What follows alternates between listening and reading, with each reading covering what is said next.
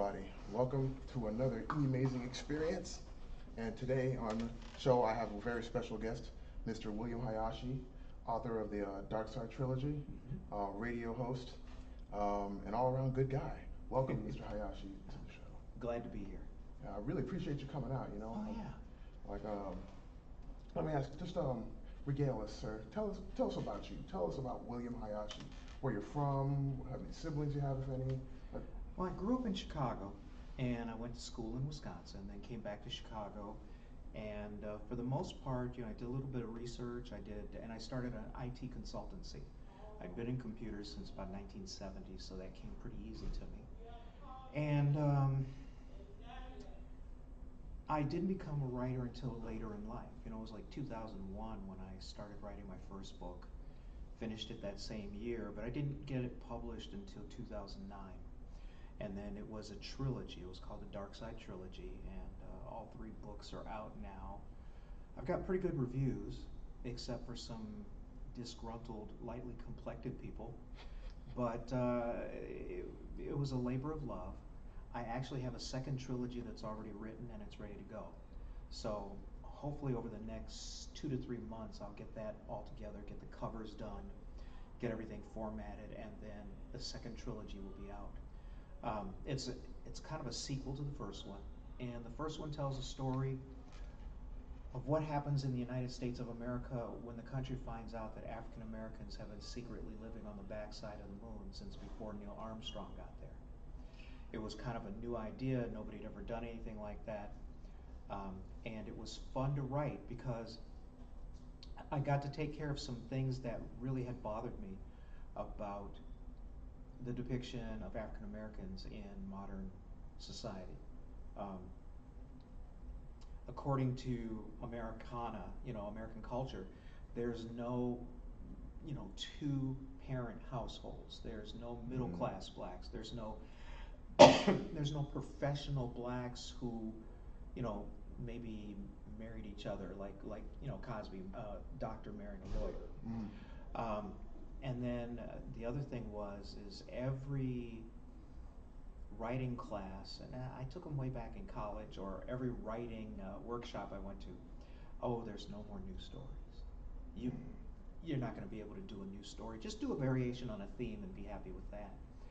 And I wanted to come up with something that was unique. So that was why I did the Dark Side trilogy. Like I said, I've been in computers for a long time. I played all levels of tennis, from high school all the way up to semi-pro. What else? I've done the usual. I've fallen in women I couldn't stand. I've fallen in love with women I couldn't stand. I mean, I'm divorced, have a couple of kids, but I did grow up in Chicago. I spent most of my formative years in Chicago. Left when I was 17, went to college, came back a little less than a decade later, and I've been there ever since. The reason why I'm in Florida today is for a literature festival, and I am one of the honored speakers, and I'll be talking very shortly about the necessity of controlling our own sociology and even our own government structures in our writing, because our stories have not been told. right. And then you look at, up until very, very recently, what were the black themed stories that even in the movies, slaves, hired help, driving Miss Daisy, Yep. and these won all kinds of awards. Well, why would they win awards? And you have to look at, well, obviously it's maintaining the idea of the subservient black, and that seems to be, nice catch, that seems to be something that a lot of people have invested in. Hollywood spends its money the way it wants to spend its money in the stories that it wants to tell. Right. And you look at Red Tails. George Lucas did Red Tails and couldn't get any money for it, so he had to mortgage his own house. And that was because it was all blacks and maybe a couple whites in there, and nobody wanted to put up the money for it. Yet the movie did fine. It made money. And then, if we flash forward to today, we see that more and more diverse cast movies are making more and more money. They're making a splash. You know, you have what was the Asian one, Crazy? Oh yeah, rich crazy Asians. Yeah. You look at the success of Wonder Woman. You know, that touched kids especially, little girls especially, because they don't have much in the way of entertainment to look at as far as their heroes. Right. And then you have the success of obviously Black Panther.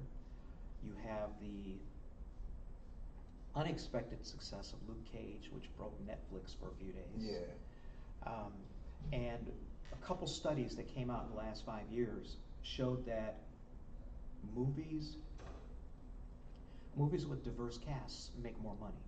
Yeah. So don't think that Hollywood is all of a sudden getting altruistic, wanting to do new stories or stories that are not white male driven.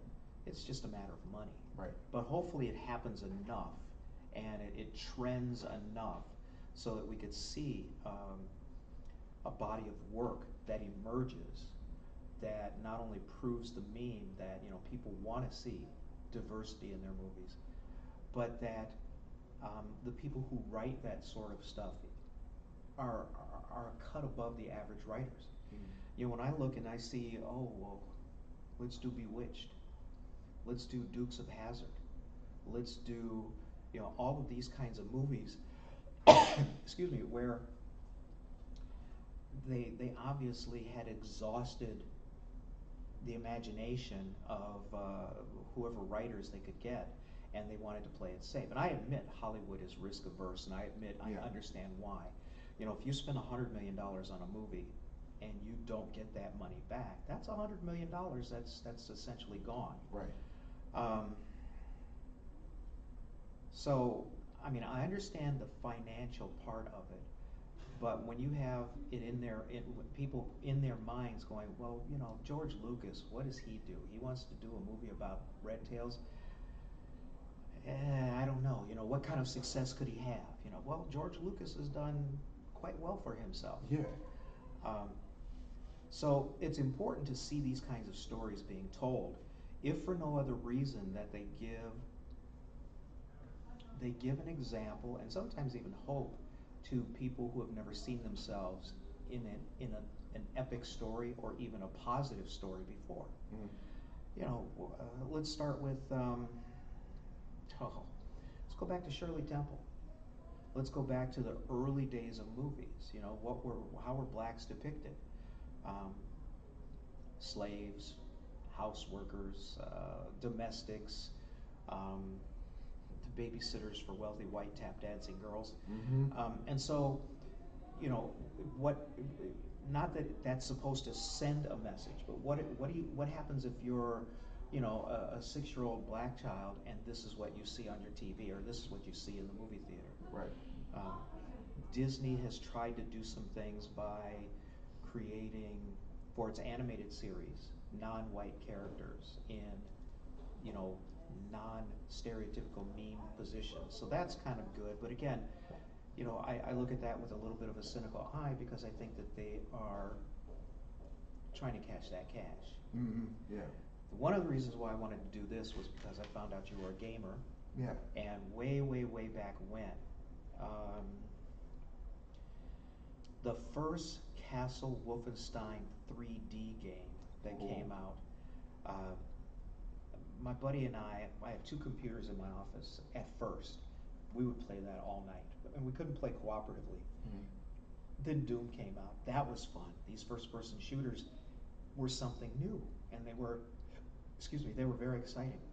Then when Doom 2 came out, and you could hook 4 computers up together, and you could play cooperatively, or you could like do dirt on your buddies. I had 4 gaming computers in my office, and it was in downtown Chicago, well, kind of near North downtown. And friends of mine would get off work, they would come to my office, and, you know, bring food, whatever, and they would play all night, and then just get a new shirt on for the next day and go back to work. Wow. It was quite the phenomenon.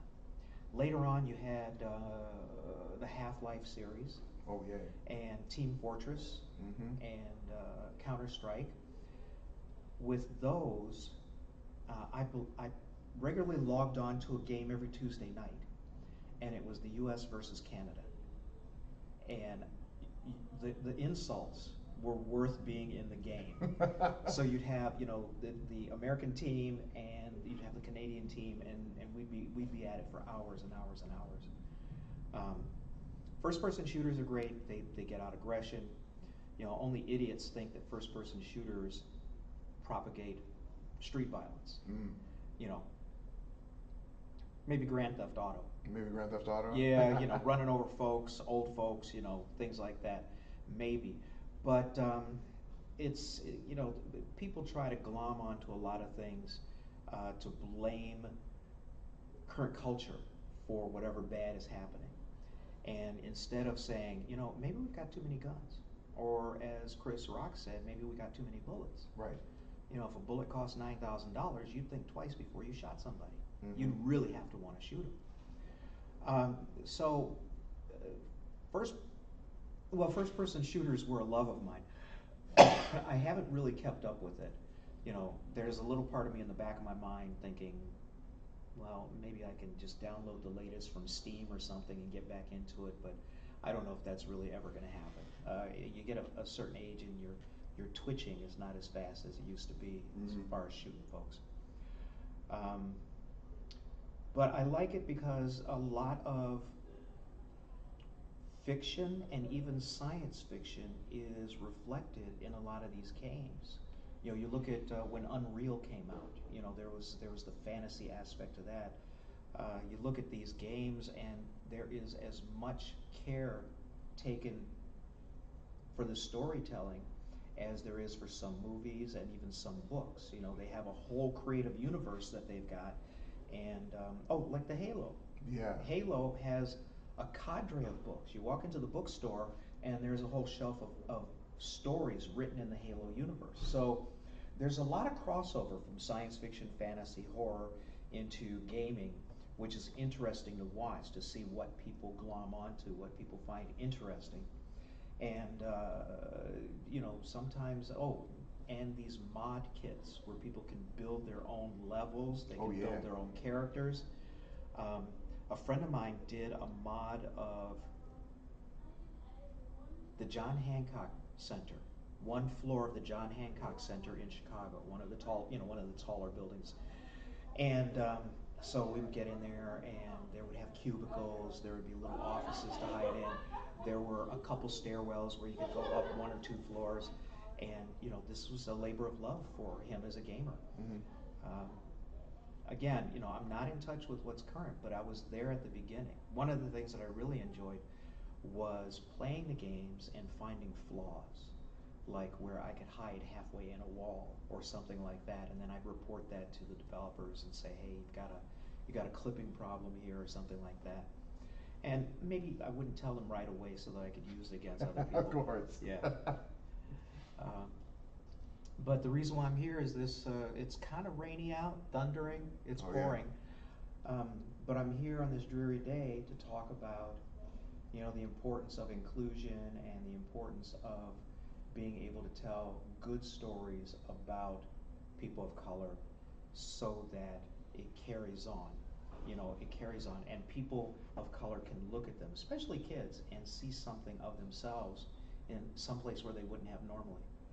Like right now, there's a whole generation of black preteens who, up until 2 years ago, didn't know any president other than a black president. Yeah. You know, that's important. I mean, if you see it, then you can do it. You know, if you never see, let's say, a black pilot. If you've never seen a black pilot, you might wonder as a child, well, maybe that's not for me. Maybe they don't let us do that. So I'm going to be talking about that very shortly in about an hour or so. Do you have any questions for me? Yeah, I want to know. Tell me about your start. Like, I remember you were telling me that you were involved in. You won an award back in like 2009 for. Oh yeah. I also write scripts. I help doctor scripts. I help people punch them up more so. But the first 4 scripts that I wrote got made, and the very first one was for the 48-hour film project, which is an international contest that goes from city to city to city all around the world. And during your weekend in your city, you know, the mayor doesn't worry about you pulling permits. The cops are a little lenient about it because there's no way to pull permits at 5 o'clock or 7 o'clock Friday night, Right. if you don't know what you're going to be doing. And what happened was some friends of mine came and said, hey, we're going to compete. Could you help us write our script, you know, punch up our dialogue, things like that? I said, well, I've never written a script before. Oh, no, we've got a script writer. Don't you worry about a thing. So I go to the headquarters with them and we pull a genre, and it's got elements so that you can't cheat. You know, you have to have this line in there, you have to use these names, you have to use this prop. And then that way people, you know, 2 weeks ahead of time can't pre-film their competitive entry. Right. So we're on our way back. We get to the headquarters where we're hanging out to do all our work, write the script and stuff like that. Come to find out that their script writer was really an actor. He was acting like a script writer. So I did Pretty freak good out. actor then, huh? Not that good. I had a legitimate nervous breakdown for about almost 2 hours. About an hour and 45 minutes. I was no good to anybody. I couldn't talk. I was sweating like a pig. I just couldn't hold it together because, you know, I'm looking out at all these people waiting. You know, there's like 30 people waiting to find out, well, what kind of costumes do we have to have? Where are we going to shoot? You know, what kind of locations? And that's all based on the script. You know, everything's in the script. And so it took me, like I said, a couple hours to settle down, and I didn't write it conventionally because I didn't even know what the format of a script was supposed to be like. So I'm looking it up on Google, you know, oh, you indent this, you do that, you do that. And I finished a script at about 5 in the morning, and I gave it to the director and our producer, and they took it over. They didn't make very many changes. They actually just merged 2 characters into 1 character. Everything else was pretty much the same. All the dialogue was the same. And so I couldn't fall asleep because I was just too nervous. And then I also had the key where they were going to film it. And if anybody wants to see it, it's if you look up get the spelling of my name, look up on YouTube. I have a YouTube channel, and the entry is called Fallout. And so we did the movie, we got it done, we got it in on time, because if you're 1 second late, they don't accept your entry. Oh, wow. And then I guess a week or so later, they have a screening of all of the entries in Chicago, and there are about 40 entries. And so you go in there and they give you ballots, and you kind of vote for, you know, who you thought, you know, best script, things like that. But these are not the official ballots. The official ballots, there's a committee that does that. So we won a few of those kind of awards from people who were watching. And then the night of the awards, I don't want to call it a banquet because I don't think there was any food, but the night of the awards ceremony, you know, we were up for, I think, 3 of the big awards, you know, the awards for the city. And so we're sitting there, and we didn't win the first one, we didn't win the second one, and then they announce, and for best script, the entries are blah, blah, blah, blah, blah, blah, structure productions for Fallout. And we're all clapping because we got another, you know, mention. And so, and they go, the winner is Fallout, and we're all hollering and clapping and everything. And one of the guys smacked me in the back of the head. He says, get up there, that's you. Oh. So, you know, my first script that I ever wrote, and had a nervous breakdown to boot, that was the winner for the Chicago leg in 2009 of the 48-hour film project. And then at that same banquet, people come? At that same banquet, or not banquet, but a ceremony, some other people came up to us and said, hey, could you come outside and talk? So we go across the street, and we're standing in front of Dunkin' Donuts, and they had to submit something to NBC. I don't know if it was for a pilot or proof of principle or whatever. So they said, we heard you have this short story called Your 2 O'Clock is Here. Can we adapt that to a movie? And I said, sure. And I dug it up, I printed it out, gave it to one of the guys, and he converted it into a script. And then we filmed it, and I was there kind of helping out as a production assistant. We filmed it of all days, the day of the Air and Water Show in Chicago. And we're in the building right next to Sears Tower. And the planes, the jets go by there, very noisy. So we'd have to cut every other minute or so because of noise. Man. But we got it done. And I really liked that one. It's called Your 2 O'Clock is Here. It's also up on YouTube if you want to take a look at it. And that one's a lot of fun because the ending is unexpected. I don't want to give it away. I'd rather have people see it and then maybe guess what happens. And then I got a question though. Real Yeah. quick. Like, see now, you were in a situation where you're constantly having to cut. I mean, and like it's really noisy and like and it's I would probably maybe call that a trouble production. Probably. Would you say? it's a pain in the butt, but you have to work with it. We only had that office space for so long, so we had to do the best that we could. Right. And the guys are good. You know, if you look at the production values of that movie, they are pretty good. So, you know, they knew what they were doing. Yes, it's an annoyance. I helped someone else out for it was a production trailer for a movie called Barista, and we had to film outside in a park. And that morning, it had snowed. So by the time we got there, there was snow on the ground. But then the sun came out and melted the snow, and that was fine. So it, you know, it was kind of fall. You could see the leaves, you know, grass is sort of brown. But the park was underneath one of the main flight lines for planes landing at O'Hare Airport. Oh boy. Every 90 seconds or so, we had to cut. Oh man. And you know, it was too much trouble to pack up and go someplace else. Plus, we had a permit for that park, and if we went someplace else, we might not have been able to film. So yeah, that's a troubling aspect of production, but it's not the worst. You know, there are other things that can happen. You know, I hear horror stories about working with animals or children. Oh yeah. So a little bit of noise is not too bad. And you know, if you time it well, you do a couple of lines, you cut, you know, you shift camera angles so that you have a reason for the cut, and then you just start up again and get your shots in. And then it's up to the editor after that to try to pick out something that looks reasonably continuous and not really shoddy. Right. But yeah, it can be a pain. You know, it can be a pain. We had to come back for Your 2 O'Clock is Here to shoot one scene, and what was troubling for that was out the window. You know, when we're shooting one of the shots, one of the people, you could see out the window that it was raining, but it was sunny. You know, for the Air and Water Show when we did that, so the editor had to kind of figure out how to zoom in so you didn't see so much of the window and things like that. So movie making is a lot of hurry up and wait.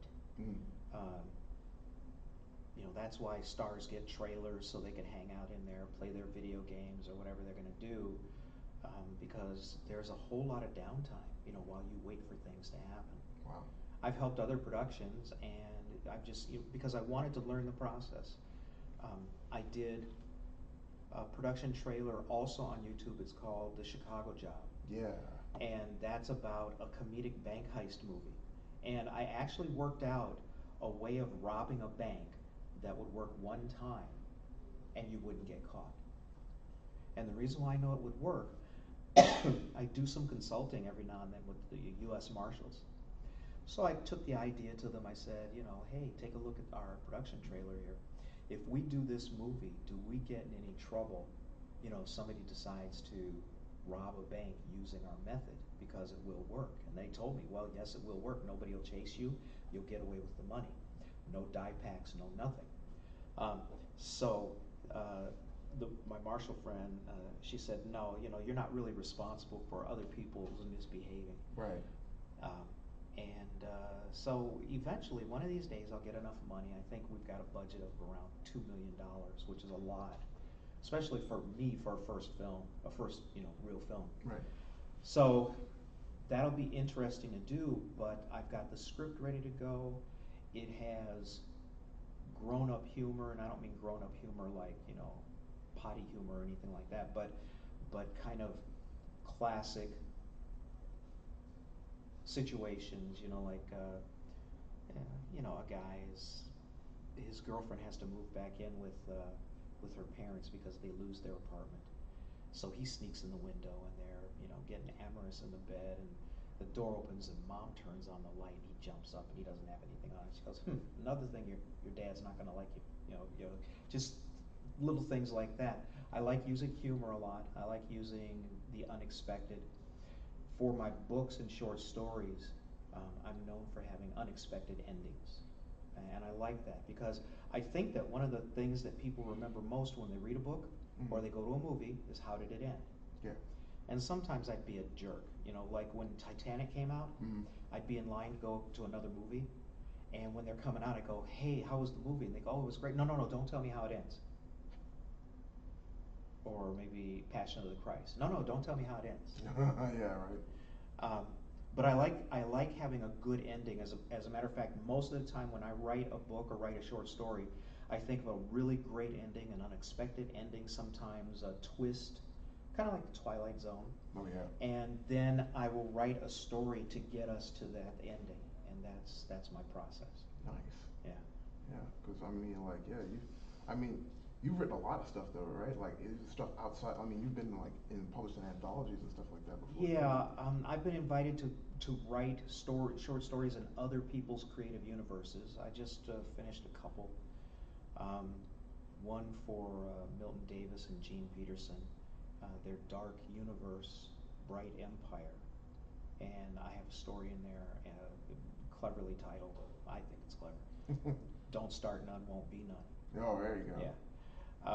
And I've written short stories of my own. I wrote a short story that's in the inaugural issue of Tachyon Node magazine, the very first issue, and it's called In His Own Words. And it deals with the first ever expedition that leaves our universe to try to get to in the multiverse and see other universes. But instead what happens is they meet the creator of all things. Ooh. Yeah. I don't call it God, just the creator of all things. And the ending is unexpected for that too. So I've done, I don't know, half a dozen short stories. I've got a trilogy out there. I should have another trilogy out in a few months, couple months. And then I'm finishing up a young adult novel because they're big in creating movies out of them.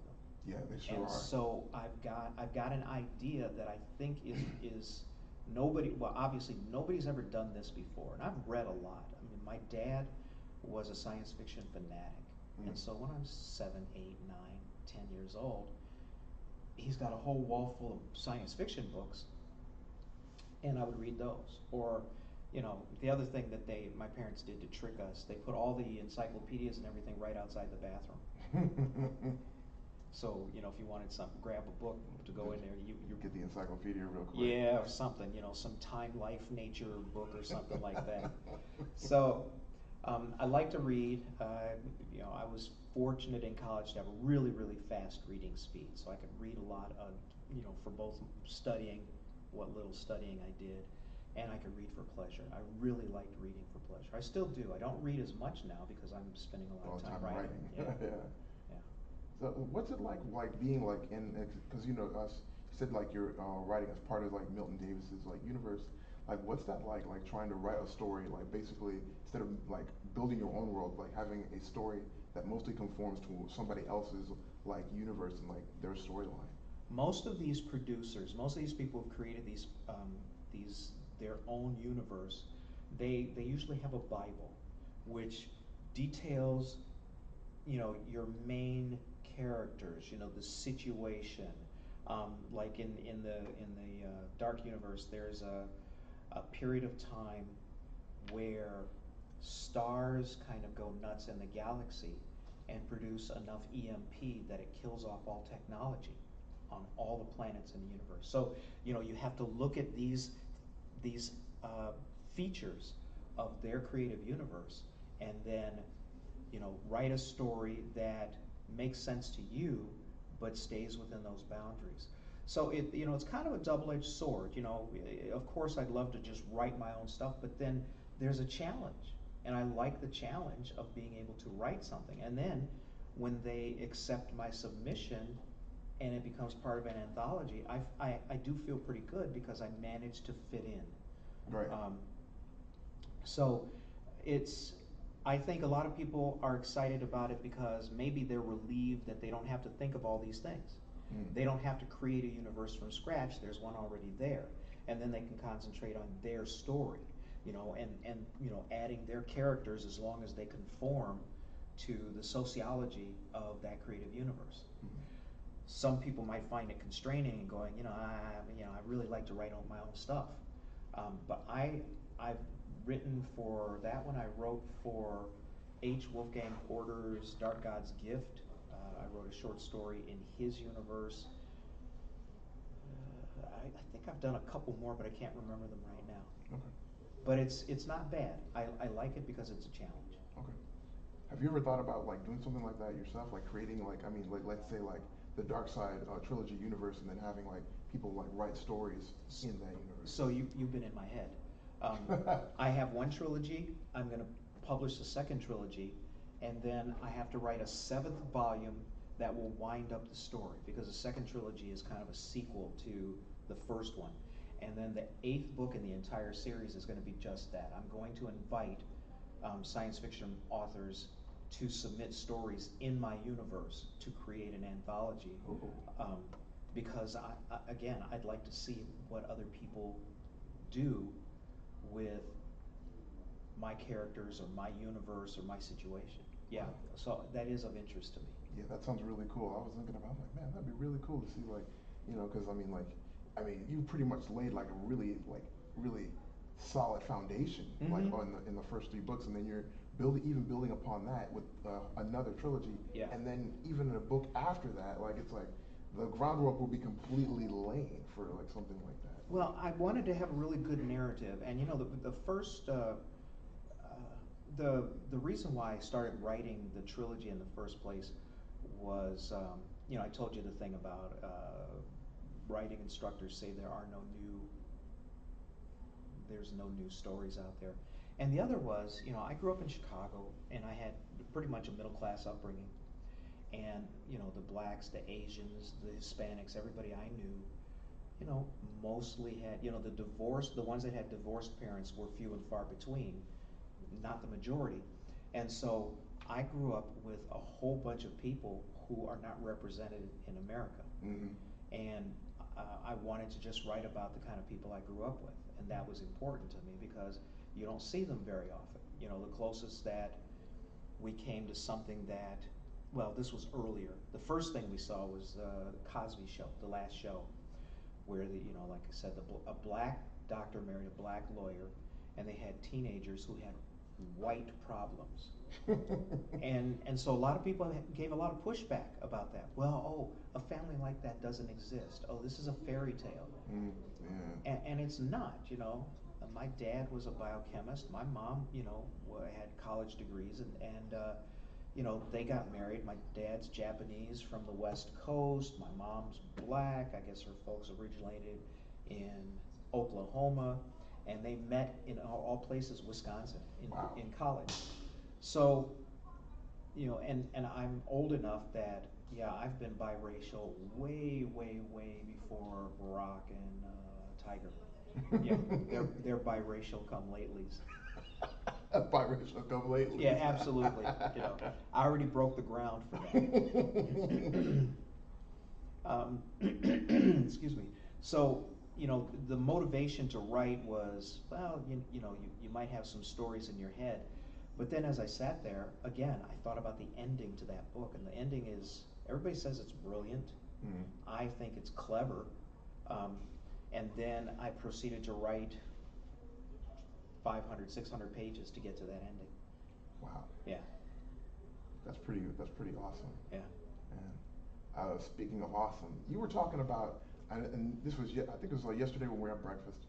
You were talking about how like how you had like this whole like event, and the mayor gave you the key to the city.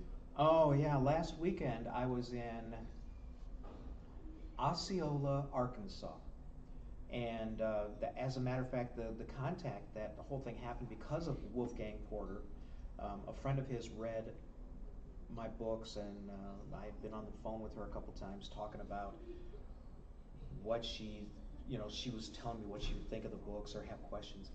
And I was talking to her, and she said, well, we're putting together, it was like a 5-church organization, coalition, and they were putting together a program for, Black History Month. Mm. And she said, yeah, they wanted to talk about the Great Migration. And I said, well, do you have somebody who's going to talk about the role of the Chicago Defender newspaper in the Great Black Migration? And the Defender was a paper uniquely placed. It started in 1905. And one of the things that porters on passenger trains did, because they were all black, was they would get bundles of the newspaper. And at certain railroad crossings, as they're going through the South, they would throw the papers out, and they would be picked up and circulated among former slaves, and for a number of reasons, to help them learn how to read. Mm-hmm. But the Defender was really, really, really strong on black justice. They wrote a lot of articles and editorials about the mistreatment of blacks, lynchings and things like that. But there were also articles in there about how to dress up north, how to find a job, where you should and should not go to try to find a place to live. The Chicago Defender really was a headliner in terms of providing former slaves with information so that they could come up and get these industrialized jobs in Chicago, Detroit, the whole automobile industry. You had steel in Indiana. And then she said, well, I'll look for somebody like that. And then she calls me back a few days later. She said, well, what would it be for you to come down and do this? So we worked it all out, and then here's how the day went. First of all, I had to wear a suit, which I don't particularly care to do anyway. And get to the church, let's see, what was the first thing? Oh, Chicago was 18 degrees when I flew out. Mm. Get off the plane in Memphis, and it's 70 degrees. Ooh. I was liking that. And then the second thing was, when I walked in the church, I did not get struck by lightning. Oh, man. That was a big thing. Big relief, huh? The third thing was, it was almost like a church service, and I didn't know it was going to be like that. I thought, maybe an introduction, maybe a little bit about what I've done, things like that, and then I would get up and talk. Mm. No, they had the whole thing, and the choir sang.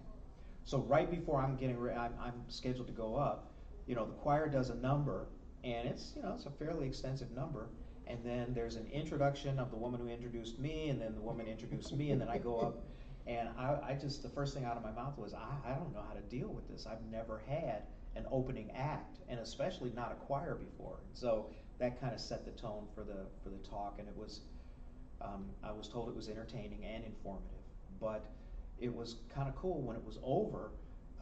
There was about 45 minutes of picture taking. This pastor. Like I said, it was a conglomeration of church. A lot of the church notables, and then the mayor of Osceola came up to me, tapped me on the shoulder. I turned around, and she had the key to the city. So they had gotten me the key to the city for participating in their program. That's awesome. I've never had anything like that happen to me before, and it's a heady thing. I was humbled that they thought that much about it, what I did to do that. So that was how that worked out. Yeah, that's pretty awesome. Mm-hmm. So, like in terms of so you had to give like a speech when you were doing it, like more like was it a speech? It was kind of a talk. It was kind of like a talk. Yeah. So, you're pretty much used to that kind of thing, like, because you've done like stand-up comedy before, right? A little of that, but the biggest thing that I've done the most is, over the last 6 years, I have been the primary host of the Genesis Science Fiction radio show. Mm-hmm. And it's a live radio show on Friday nights, but then it turns into a podcast. And this is for the BlackScienceFictionSociety.com website. And like I said, I've been doing it for over 6 years. I started in radio back in like the bicentennial, 1976. Ooh. and in and out, in and out. But mostly, this opportunity showed up, and what I get to do is interview black creatives in science fiction, fantasy, and horror, all different mediums. It could be an artist, it could be a comic book creator, um, web comic, web TV show, that sort of thing, authors. And I get to have a 2-hour conversation with them about, how they started out, what was their motivation. For artists, it's kind of similar. Most of them pick up a crayon at the age of 2, and they never look back. Mm-hmm. But when you're talking about somebody writing, like for instance, I didn't start writing until 2001. Oh wow. And my first book didn't get published till 2009. So I've been a published author for only 10 years. Only 10 years? Well, compared to how old I am, my joke about that is, in white people years, I'm 189. So, but there are those people who started writing stories in school, just little stories, and their friends would read them, or they would write a journal, and with that journal, they just kept up, some did poetry, some did little stories. And so finding out how people evolved into, the commercial success that they are at the time I interview them is of interest to me, and it seems to be interesting to other people. Otherwise, we wouldn't still be doing it. Yeah.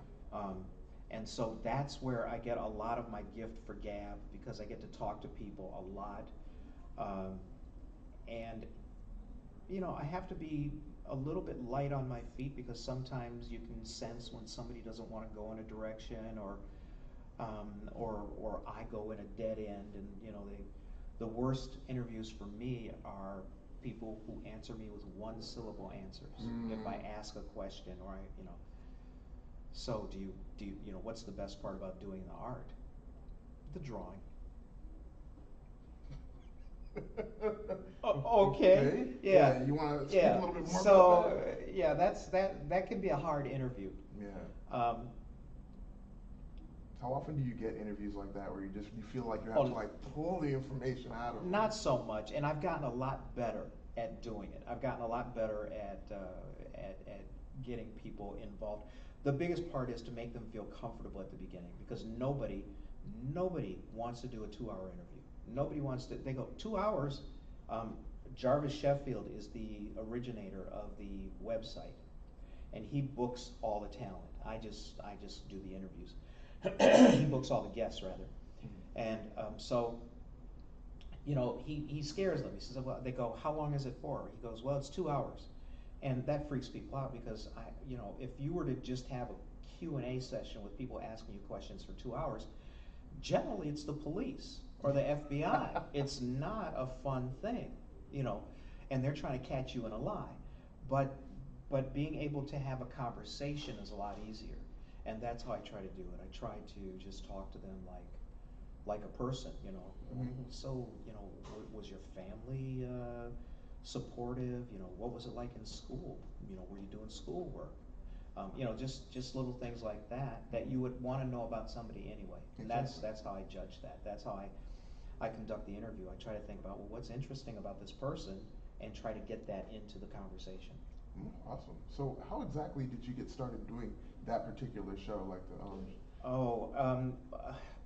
like I said, a little over 6 years ago, Jarvis advertised that they wanted to do a show, and originally there were like 5 people who were going to rotate, or they would, 1 or 2 would be online to do the show, to ask the questions and things like that.